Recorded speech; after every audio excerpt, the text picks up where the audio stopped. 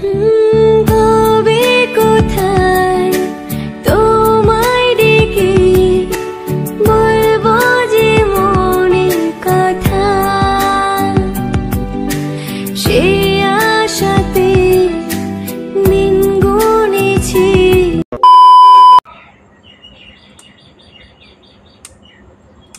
নমস্কার, আমি রিনা চলে এসেছি আবার একটা নতুন দিন নতুন ব্লগ নিয়ে। চলুন আজকে সকালটা বাসন মাজার থেকে ব্লগটা শুরু করলাম। এখন বাজে সকাল প্রায় 5টা 10 বা 20-র মতন আর কি, অতটা খেয়ে নেই জানেন। তো এদিকে সবার প্রথমেই আজকে বাসনগুলো মেজে নিচ্ছি। কাল রাতে না বাসন মাজা হয়নি, ওই আপনাদের বলেছিলামই যে আমার দ্বারা আর যে ঘটনাটা ঘটেছিল একা রাতে বাসন মাজাটা অসম্ভব। চলুন ওদিকে বাসন মাজা কমপ্লিট, এখন ঘরে জলটা উঠিয়ে নিয়ে সোজা রান্নাঘরে চলে আসলাম কাপড়টা চেঞ্জ করে। রান্নাঘরটাও শুধু ঝাড় দিয়ে নিচ্ছি, উঠানটা তবে আগে সবজিটা বসিয়ে দিয়ে তারপরেই হয়। উঠান আগে ওই ভাগ্যবশত কোনো একদিন আগে হয়, নাহলে ওই রান্না করার পর বা সবজি ইস্যু করার পর হয়। কারণ সকালে বললামই যে আপনাদের যে সব সময় আর কি হয় না সম্মতন ঠিকঠাক।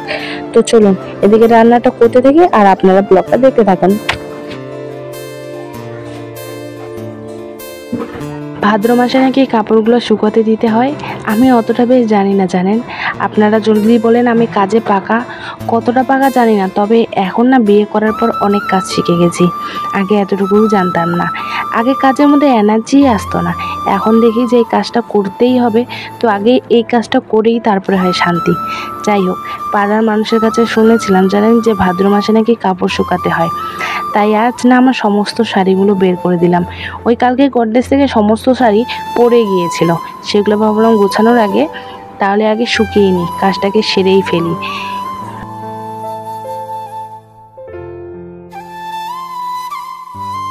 আগের ব্লাউজগুলো একটাও আমার শরীরে হয় না, বডির কথা দূরেই থাকবো বা হাতে অর্ধেকটা ঢুকে আর ঢুকে না।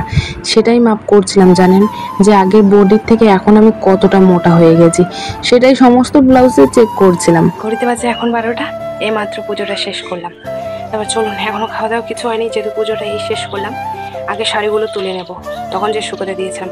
যা রোদ পড়েছে তাদের শাড়িগুলো যা হোক, যতটা রোদ পাওয়ার ততটা পেয়ে গেছে।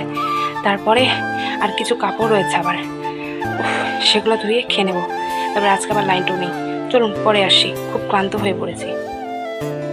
বাবা আপনাদের বলার সাথে সাথে লাইনটা ওইদিকে চলে এসেছে, কিন্তু যাই হোক লাইনটা আসলেও আর কি হবে, বিছানাটা প্রচণ্ড গরম হয়ে গেছে। আর এদিকে আমার সমস্ত কাপড় তোলা হয়ে গেছে দেখো।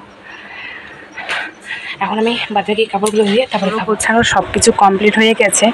শাড়ি আর ব্লাউজ এক্সট্রা রাখি না, এই ব্লাউজগুলো এই উপরেরগুলো আর এখানে একটা রয়েছে, আর এগুলো ওই কয়েকদিনে গোছানো, তারপরে রোজ দিন ভিডিও করা হয় বলে না, এগুলো সবসময় গোছানো ভালো থাকে না। চলুন হয়ে গেছে গোছানো, বন্ধ করে দিই। এই দুটো নাইটি কিছুক্ষণ আগেই নিলাম। এই নাইটিটা আমি নিজের থেকে ডবল সেলাই করেছি, যে দেখুন